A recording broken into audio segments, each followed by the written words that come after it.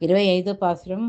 ஒருத்தி மகனாய் பிறந்து ஓரிரவில் ஒருத்தி மகனாய் ஒளித்து பலர தரிக்கிலானாகித்தாம் தீங்கு வினைந்திரம் கருத்தை பிளன் பித்து கஞ்சின் வயிற்றில் நெருப்பை நன்னின்ற நெடுமாலே யுன்னை அறுத்தித்து வந்தோம் பறை கருத்தியாகில் திருத்தக்க செல்வமும் சேவகமும் யாம்பாடியும் வருத்தமும் தீரிந்து மகிழந்தே ஏலோரெம்பாவாய்